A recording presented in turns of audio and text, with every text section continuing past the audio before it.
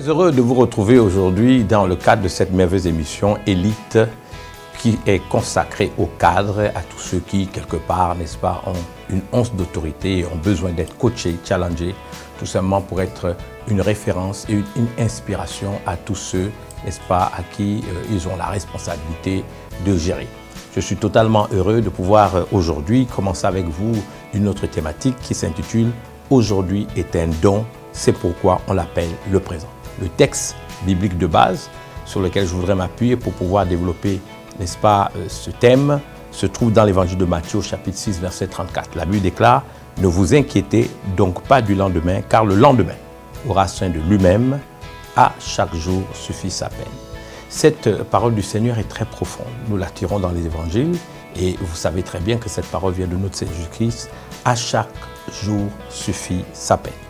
Qu'il me soit permis de rappeler à chacun de vous qu'à chaque tic-tac de la montre, on vieillit d'un tic-tac. Il suffit, n'est-ce pas, d'écouter les tic-tac de nos montres pour savoir qu'à chaque tic-tac de la montre, le temps ne s'arrête pas pour autant du fait que nous avons des problèmes, du fait que nous passions par des épreuves. Le temps continue à tourner et donc nous devons avoir une certaine, on va dire, vision ou compréhension de ce que j'ose appeler ici la notion du temps.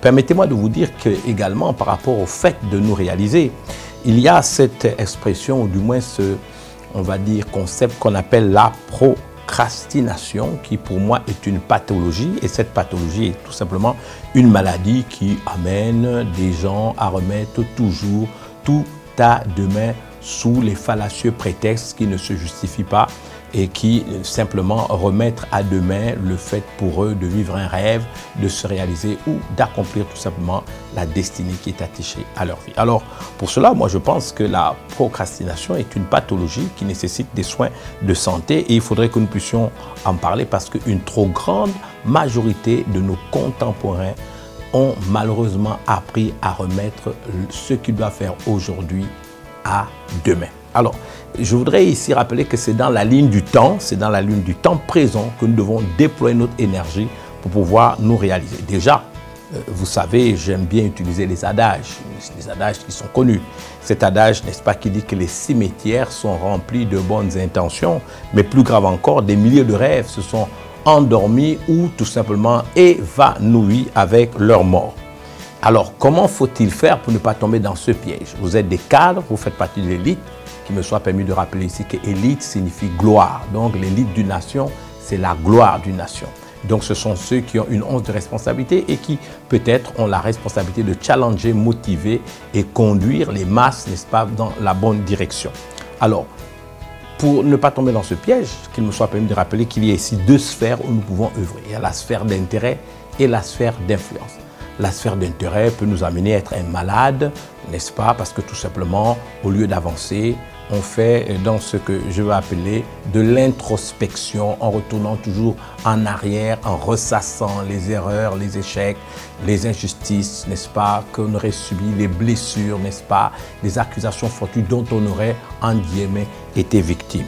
Et là, dans cette sphère d'intérêt où on peut dire « je ferai demain, je ferai demain, je ferai plus tard, demain sera meilleur qu'aujourd'hui », dans cette sphère d'intérêt, rien ne se passe.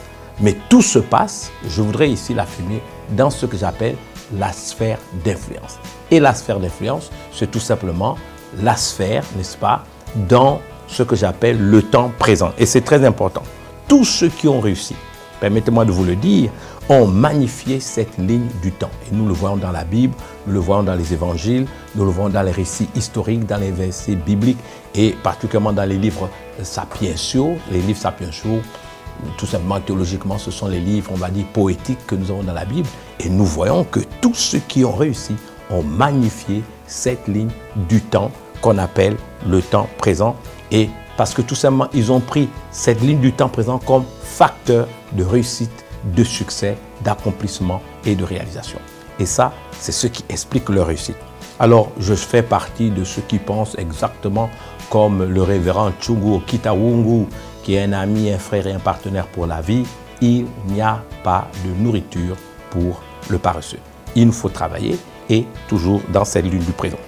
J'ai appris par un de mes sages que je consulte, j'essaie ici de m'inspirer d'un livre poétique où on nous dit que celui qui est sage consulte les sages Et donc, moi, je consulte les sages en lisant des livres. Je lis beaucoup de livres dans la semaine. Et j'ai découvert, n'est-ce pas, des paroles très, très fortes d'un auteur que je vous conseille de lire, n'est-ce pas? Et il a dit ceci: rien ne s'est jamais produit dans le passé.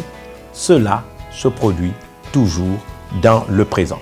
Et il a ajouté quelque chose d'extraordinaire. Rien ne se passe ou ne se produira jamais dans le futur. Cela se produira toujours dans le présent. Permettez-moi de le redire. Le livre s'intitule L'instant présent. L'auteur du livre est extraordinaire. Donc, je relis ce qu'il a dit à dessein. Il dit: j'ai appris. Il dit ceci, que rien ne s'est jamais produit dans le passé.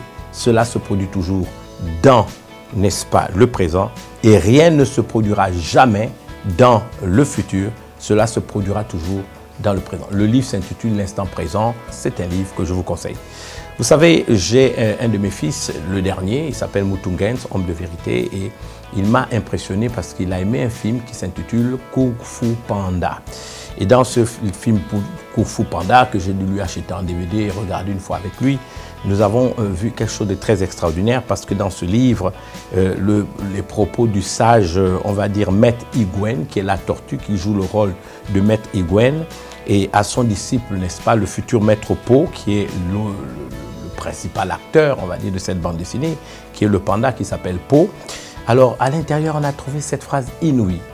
Il a dit: hier et derrière, demain est un mystère.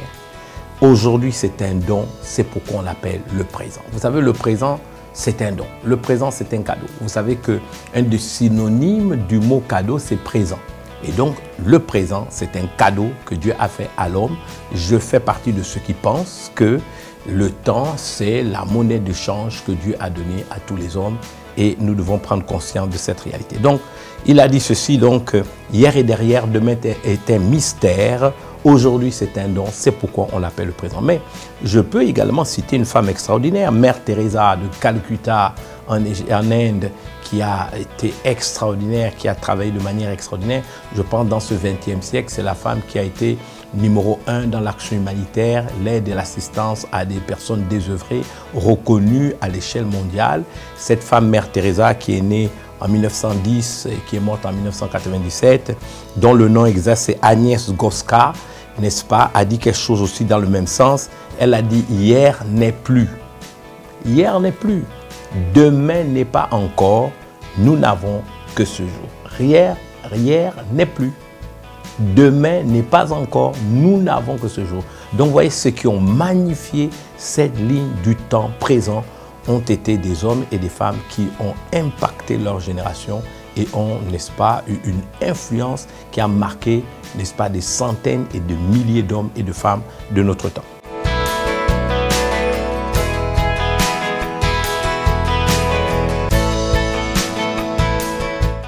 Permettez-moi de chuter ou du moins de commencer à conclure en vous disant quelque chose, c'est que le temps présent est la monnaie d'échange que Dieu a donnée à chaque être humain.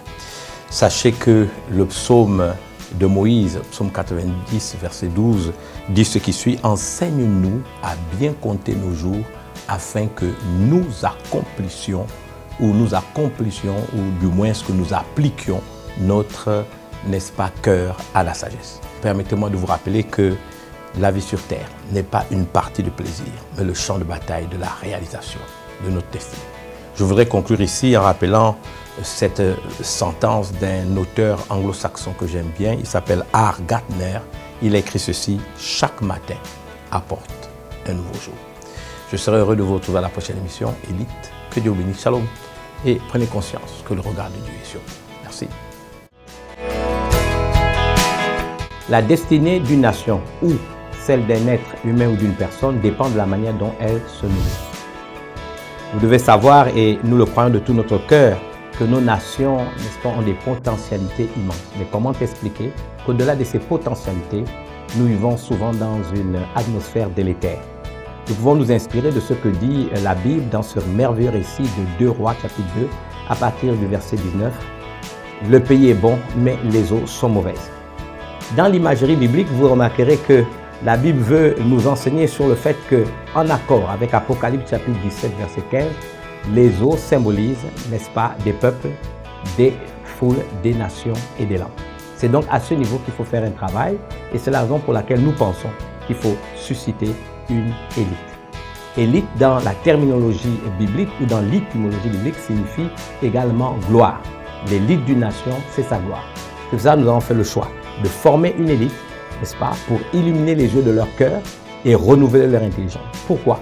Parce que être membre d'une élite, qu'on soit élite dans la nation, élite dans la société, même dans le monde séculier, ou élite dans le corps de Christ, il n'en demeure pas moins que ce sont des hommes et des femmes d'influence qui ont donc mission d'impacter sur la majorité des peuples.